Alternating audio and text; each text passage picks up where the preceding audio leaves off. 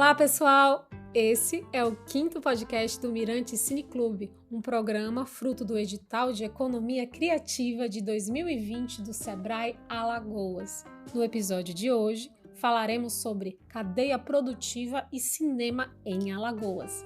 As convidadas são as miranteiras Beatriz Vilela e Rosiane Monteiro.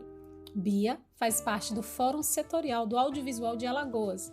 É realizadora audiovisual e cientista social.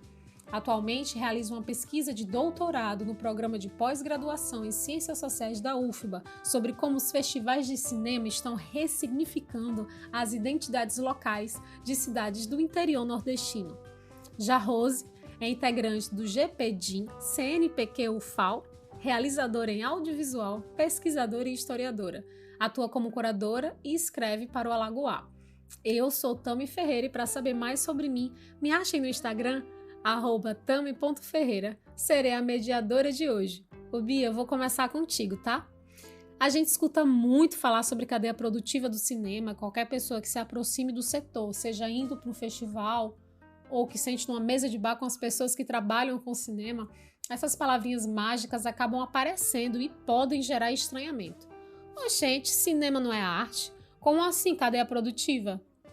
Mas no final das contas, o que é cadeia produtiva do cinema? Então, Tami, é muito importante nós começarmos essa discussão com essa definição, né, do que é uma cadeia produtiva dentro do cinema. Pensando que o cinema é uma indústria criativa, né, que nós trabalhamos com a produção de filmes, né, de produtos audiovisuais, é importante a gente entender que até esse filme ficar pronto, ele passa por um processo, né, por uma cadeia de produção que envolve 3 etapas que são fundamentais, né? Que é o momento da produção, da distribuição e da exibição. Então, são diferentes profissionais que atuam em cada uma dessas partes e diferentes empresas, instituições que atuam em cada uma com funções muito específicas, né? E é importante também a gente frisar, né, que por ser uma indústria criativa, então a gente vai ter tanto profissionais mais ligados a uma especificidade mais técnica, quanto profissionais mais ligados a uma produção mais artística, né? Então o cinema ele consegue abarcar essas dimensões da criatividade, como também de algo mais técnico, né? Então, na produção, a gente tem o papel dos produtores que estão ali fazendo os projetos, correndo atrás de financiamento, né? De fomentos para produzir os seus projetos, e elas atuam nesse momento de realizar e de captar recursos, né? Desse projeto, desse roteiro. Já a distribuição vai ser encarregada por distribuir os filmes, né? Seja nos cinemas, seja nos festivais, nos canais fechados, em qualquer outro espaço de exibição. E já o exibidor será esse momento final, onde o espectador tem acesso ao produto, né? Que é quando a gente tem a possibilidade de assistir, seja na sua casa, vendo na TV fechada, seja em um festival, seja em uma sessão de cineclube. Então, é importante a gente abrir essa conversa, né? Tendo em mente que o cinema, ele é feito a partir dessa cadeia produtiva, né? Com diferentes profissionais que atuam nessas 3 instâncias. Basicamente é isso.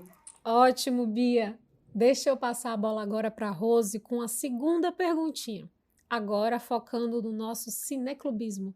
Rose, qual o papel do cineclube na cadeia produtiva do cinema alagoano? Olá, gente, tudo bem?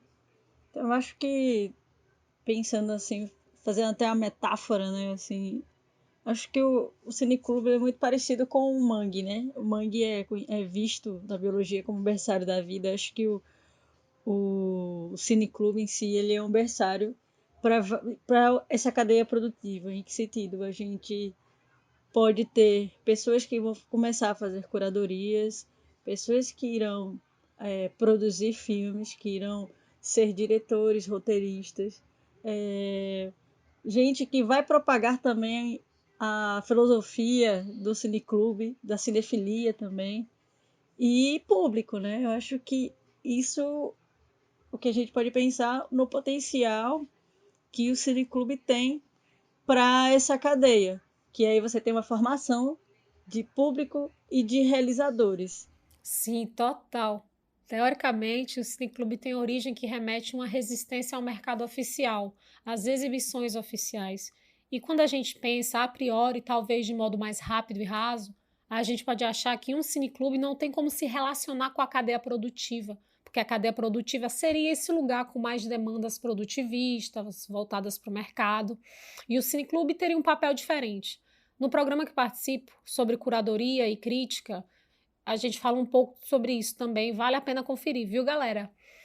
E tu, Bia, pode comentar um pouco sobre essas contradições e possibilidades de pontes, de interferência entre esses dois âmbitos?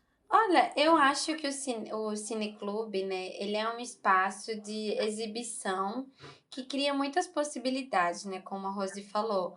Mas eu vejo ele como uma grande janela exibidora, né? Então, assim como um filme tem a possibilidade de ir para um festival, ir para uma escola, ir para uma TV fechada, circular na internet, acho que o cineclube, ele é mais uma janela, né? Então, ele cria mais uma nova possibilidade do realizador exibir seu filme, né? Então, eu vejo nesse nosso cenário aqui em Alagoas, né, o cineclube como um espaço também para as pessoas conhecerem mais, né, sobre as cinematografias de outros lugares, daqui mesmo, né, filmes que muita gente não conhece. Então, ele é um espaço de conhecer novos cinemas, né, e até mesmo de conhecer cinemas que estão próximos da gente, né? Então, eu encaro o cineclube dentro dessa cadeia como mais um desse espaço de exibição.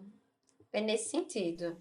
Então, puxando já um gancho dentro desse debate que se abriu, a Bia comentou que dentro do cinema a gente consegue ter um espaço para criatividade e para técnica. Existem tarefas mais técnicas, pragmáticas, outras mais criativas, até um pouco abstratas para se descrever.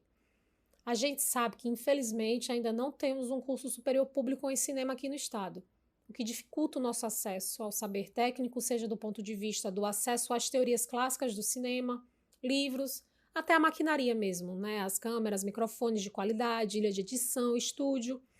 Eu sou atriz, temos uma escola técnica em artes na UFAL, a ETA, onde cursei arte dramática, mas ainda não temos um preparatório de atores para o audiovisual, apesar de cada vez mais existirem iniciativas. Me diz, hoje, como é a formação técnica para atuar no setor em Alagoas, Rose?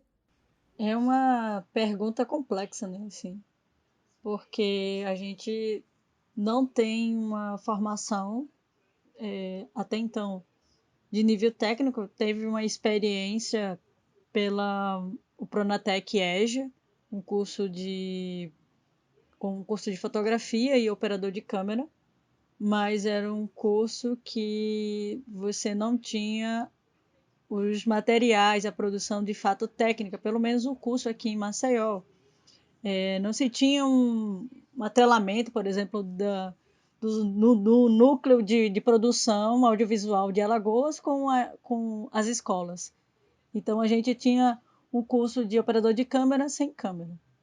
Então, essa é uma das realidades oferecida pelo Estado, né? Eu não estou nem pensando nessa perspectiva das escolas privadas, assim, né?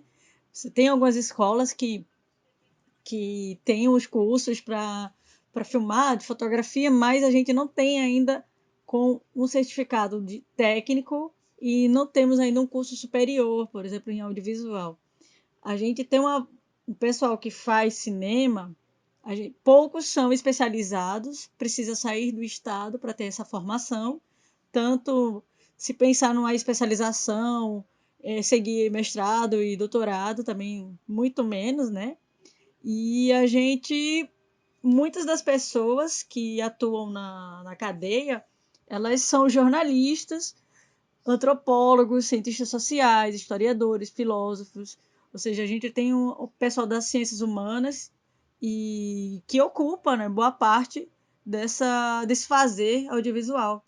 Então, para pensar também no fortalecimento da própria cadeia, é importante que você tenha pelo menos um curso de ensino superior, onde a gente possa também aprofundar a pesquisa sobre o cinema em Alagoas que também é uma grande lacuna que a gente tem, porque é um efeito dominó, né? Você não tem um curso técnico, não tem um curso superior, logo você não tem pesquisa, muito menos vai ter extensão.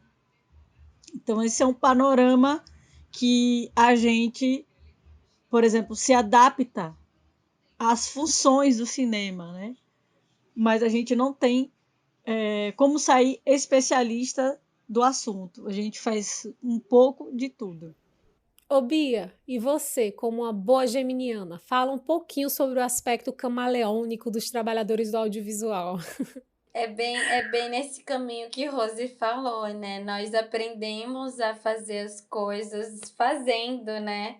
A gente não tem esse espaço de formação profissionalizante, né? Se a gente quiser seguir carreira nesse ofício, né? Então, muito do que a gente sabe é fruto dessas experiências que a gente vai construindo em trabalhos dentro das nossas redes de amizade, né? É um filme de alguém que está próximo a você, que te convida para fazer produção. Então você vai lá e faz produção. Mas já surgiu outra oportunidade onde você pode fazer a assistência de direção. Então você vai lá e faz. Aí depois surge uma figuração em outro filme. Então, o nosso cinema, ele é construído muito desse jeito, né? A partir das nossas redes, né, de colaboratividade, né? Ele é um cinema muito colaborativo. Isso eu acho que é um ponto muito positivo. E ao mesmo tempo, a gente vai construindo os nossos saberes dentro dessas experiências, né? Então, eu acho que a gente pode dizer que ele tem esse caráter camaleônico porque você acaba acumulando diferentes funções, né? Você aprende a fazer diferentes ofícios dentro do cinema, né? Como a nossa atividade de cineclube, né? A gente é um pouco de curador, a gente é um pouco de produtor, a gente é um pouco de projecionista. Então a gente vai acumulando, né? Justamente por conta desse nosso cenário, né? De ausência de um espaço que nos forme para um papel específico, né? Então a gente vai aprendendo, né, diferentes papéis ao longo dessas diferentes experiências, né? É isso. E daí, pensando dentro desse cenário, a importância das políticas públicas para a gente lidar com essa realidade. Qual seria o atual panorama das políticas culturais para o cinema alagoano, Rose? Pensando nesse recorte sobre os editais de fomento pela Secretaria da Cultura de Alagoas, a gente tem poucas mulheres que ganharam o edital. Assim, no sentido de pensar as mulheres dirigindo esses filmes. A gente estamos pensando nesse processo de autoria mesmo, né? E em 2010, que saiu o primeiro edital, apenas uma mulher ganhou dirigindo o filme que se chama Aquarelas, e a diretora é Lúcia Rocha. Em 2011, nenhuma mulher assinou a direção. Em 2013, desses 5 filmes, né, que ganharam o edital, 2 projetos foram selecionados, Darilene de Castro e Vera Lúcia da Silva. Em 2016, a gente teve uma ampliação do prêmio, né? Porque ele contemplou longas, telefilmes e curta-metragem. 2 longas também, e a gente pensar que de longas, telefilmes e curta-metragens, 2 longas-metragens foram selecionados e 2 telefilmes foram selecionados e nenhuma mulher presente na direção. Dos 17 projetos em curta-metragens, em curta-metragem, temos o de Laís Araújo com o filme Como Ficamos na Mesma Altura, que saiu em 2019 por atrasos. Ou seja, isso é um recorte que a gente tem de apenas 4 mulheres até então que dirigiram filmes tendo fomento do estado de Alagoas. Esse é um panorama geral que a gente tem, mas pensando nessa perspectiva geral, né, do estado, sem contar com o Maceió. E dentro da pandemia, quais são as políticas, as medidas do estado, do município que estão sendo tomadas para a manutenção do setor? Bia? Então, gente, falar sobre o panorama das políticas culturais na pandemia significa falar sobre a Lei Aldir Blanc, né? Que é uma lei de caráter emergencial, que foi aprovada agora em julho pelo Congresso Nacional, com o objetivo de atender o setor da cultura, né? Que foi o setor mais afetado pelas medidas de distanciamento social impostas pela pandemia do novo coronavírus, né? E como resultado dessa lei, Alagoas recebeu um total de 57 milhões de reais, né? E esse recurso foi destinado para todos os segmentos da cultura.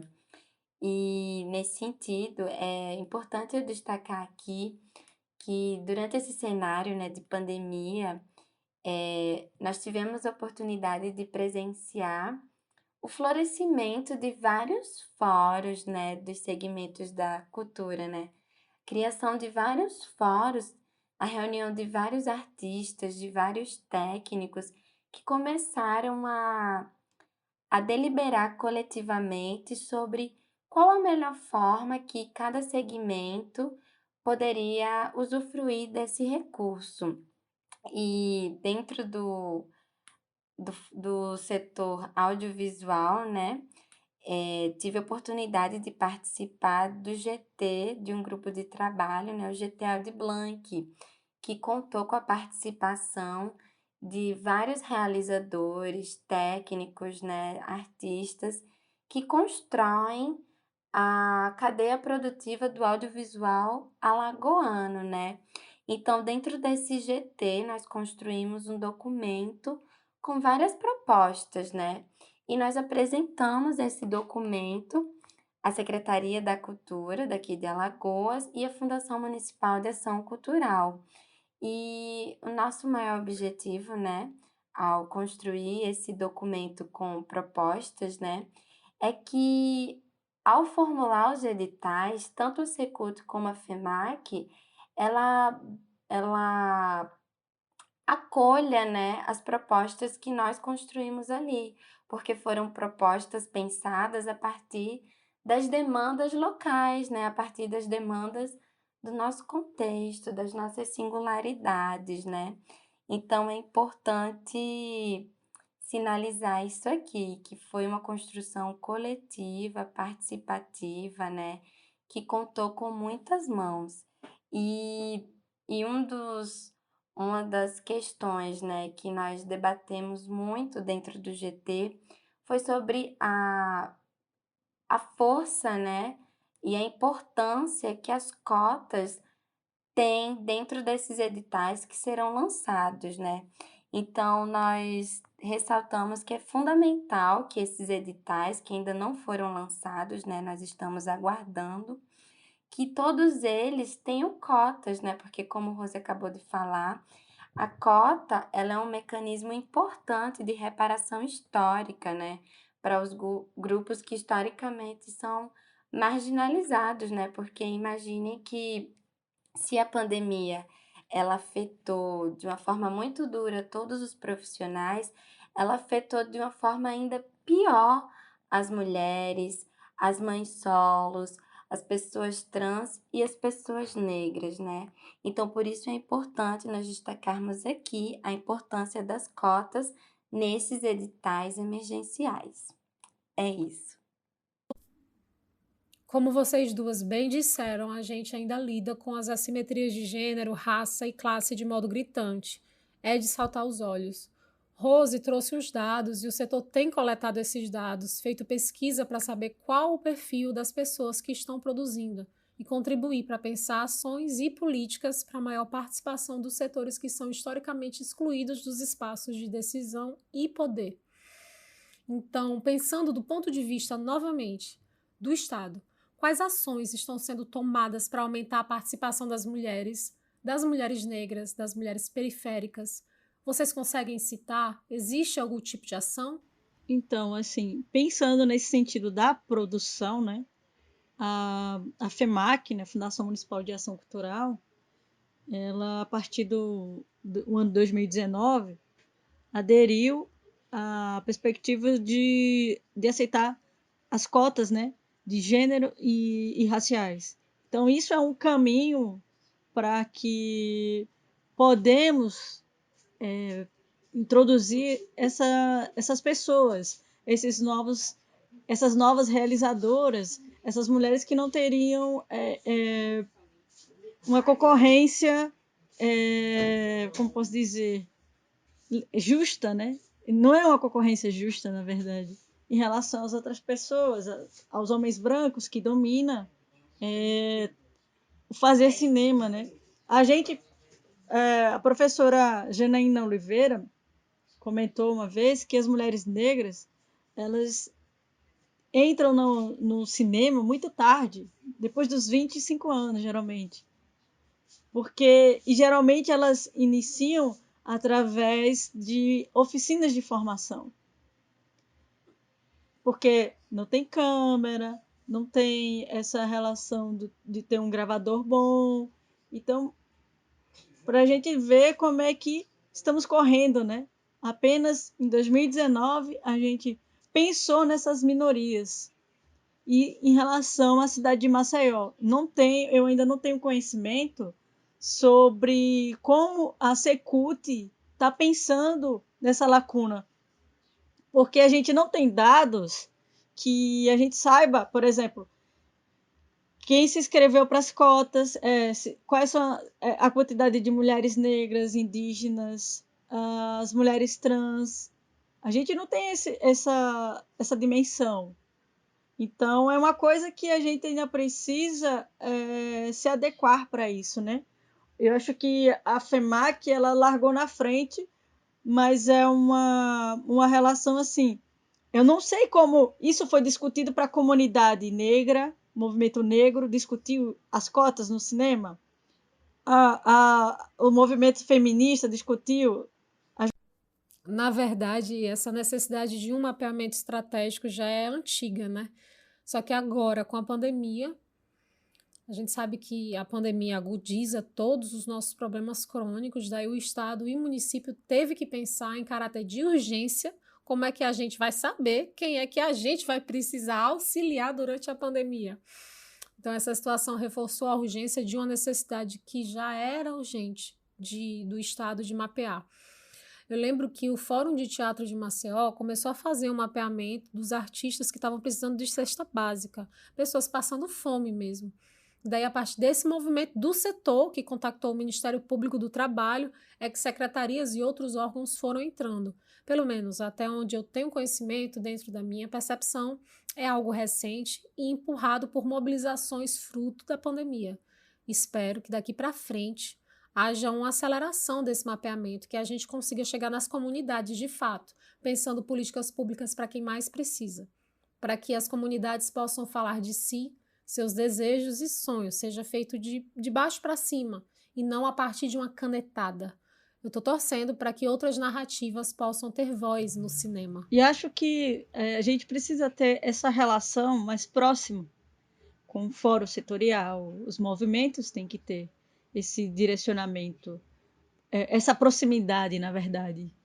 Porque aí a gente vai saber como a gente vai chegar nessas mulheres da periferia, essas mulheres trans, essas mulheres negras. E acho que essa é a relação do diálogo e ter uma relação mais presente, os outros movimentos sociais presentes com o Fórum Setorial de Alagoas. Isso, Rose. Eu gostei muito dessa forma como vocês conduziram essa questão, né? Porque quando a gente fala de ações que estão sendo tomadas, né?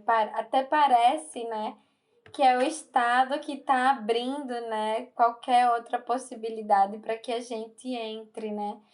Mas, na verdade, eu percebo que é um movimento contrário, né? Somos nós, mulheres, que estamos construindo, né? Essa entrada de demarcar, olha, nós queremos trabalhar com audiovisual, nós queremos entrar aqui, nós não temos a preparação que muitos dos nossos companheiros têm, nós não temos equipamento, mas nós temos a disposição e a vontade, né? Então eu percebo muito isso entre a gente, né? Entre nós mulheres, né? Seja no sentido de formar uma mesa e vamos discutir hoje sobre fotografia, né? Como a gente tem feito, estava fazendo, né? Antes da pandemia com aquele grupo de mulheres da imagem, né? Que a gente criou para tentar aproximar esses diálogos e essas mulheres, né? Que estão inseridas aqui no estado e que, de algum modo, trabalham profissionalmente com a produção de imagens. Então, eu comecei a notar que há uma movimentação das mulheres de criarem, né, uma estrutura, criarem as condições de possibilidade para que elas possam protagonizar nesses espaços, né? Então, isso vai desde uma produção de uma mesa redonda até a produção de um filme, né? Porque eu percebo que agora há toda uma reflexão de realizadoras, né? De mulheres que estão à frente de projetos, de pensarem na composição da sua equipe, né? Tipo assim, eu quero que na minha equipe tenha mais mulheres do que homens, então eu vou colocar mais profissionais mulheres. Então, tá tendo essa reflexão, né? Seja nesse campo da produção de filmes, de espaços de discussão, como também dentro do nosso cineclube, né? Tanto é que esse ano, quando a gente completou 3 anos, nós decidimos que iríamos homenagear as realizadoras nordestinas, né? E organizamos o Corujão Mulheres do Nordeste, que é justamente com esse sentido, né? De valorizar o trabalho dessas mulheres que estão aí atuando no setor, né, que vem ralando para se manter, né? E de algum modo também incentivar as nossas realizadoras daqui, né? Tipo assim, olha, tem outras mulheres que estão numa situação tão difícil quanto a nossa, quer dizer, alguma até na situação um pouco melhor, mas não vamos esmorecer, vamos continuar produzindo, vamos continuar se engajando e fazendo, né? E foi com esse sentimento que a gente convidou, né, Renata Pinheiro, cineasta pernambucana, a primeira mulher, me corrija se eu não estou errada, a primeira mulher, né, nordestina a produzir um longa no cinema de retomada, né, depois da Era Collor. Então, assim, é fundamental que a gente continue com esse sentimento, né, de querer ocupar esses espaços e de nós mesmos construirmos as nossas condições, né? Porque, como Rose falou, a gente não tem câmera, a gente não tem um equipamento de gravação, mas a gente tem uma criatividade, né? A gente, como a Tami também falou, a gente quer narrar as nossas histórias por nós mesmos, né? A gente não quer mais que outras pessoas continuem narrando coisas que nós sentimos, que nós vivemos. Então eu percebo que movido por esse sentimento, as mulheres elas estão criando, né, uma estrutura, criando condições para ocupar essa cadeia produtiva. E eu acho que isso se reflete muito no nosso cinema hoje, né? Por exemplo, hoje a gente tem uma presença muito interessante de mulheres que estão ganhando destaque lá fora, né? A própria Laís, né? Teve o filme dela selecionado para o Festival de Roterdã. Teve agora o roteiro do longa. A Flavinha agora teve um filme selecionado para Brasília, né? Então a gente vai vendo que como é importante, né, nós termos também essas políticas que nos inserem nesses espaços, né? Porque muitas vezes, outro dia eu li uma frase de alguém que publicou aí na internet, mas eu acho que faz todo sentido. Não conheço a autoria, mas eu fiquei pensando muito nisso, né? A frase dizia assim: quantas mulheres deixaram de ser artistas, deixaram de seguir na sua carreira artística, né? Porque precisavam correr atrás do seu sustento, porque precisavam cuidar dos seus filhos, porque precisavam cuidar de alguém. Então, durante muito tempo, a gente ficou sempre em funções de cuidado do outro, né? Que nos inviabilizou também de cuidar das nossas carreiras, né? Então, a gente está vivendo um momento onde a gente tem a oportunidade de conseguir seguir os nossos sonhos, né? Seguir as nossas carreiras, investir na profissão que a gente quer. E eu vejo isso muito no cinema hoje, né? Vocês também percebem isso? Com certeza, Bia. Consigo observar a construção de uma rede de solidariedade e apoio, fortalecimento, que muitas vezes é o que nos sustenta ao lidar com esse gigante que é o mercado de trabalho, o mercado produtivo, né, que está norteando o debate desse podcast. Rose, você tem algo a comentar sobre isso? Se vocês quiserem falar algo para ir encerrando, a gente está chegando no nosso tempo.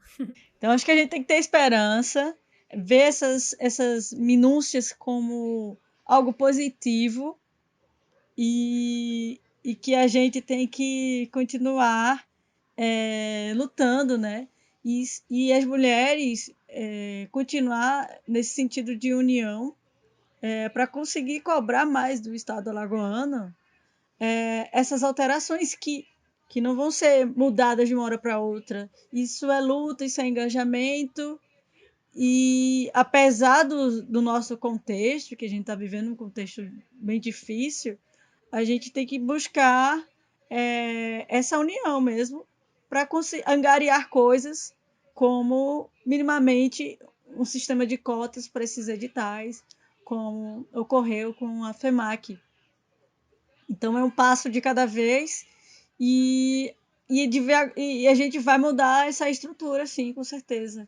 A gente tem que ser positiva. Chegamos ao fim desse episódio do podcast do Mirante Cineclube. Agradecemos a presença das nossas miranteiras e a você, ouvinte, que nos escutou até aqui. Lembre que há outros episódios com assuntos tão interessantes quanto esse para a experiência cineclubista. Você pode nos encontrar nas redes sociais, Instagram e Facebook, pesquisando por Mirante Cineclube. A nossa logo da raposinha tá lá, bem fácil de achar. Um abraço!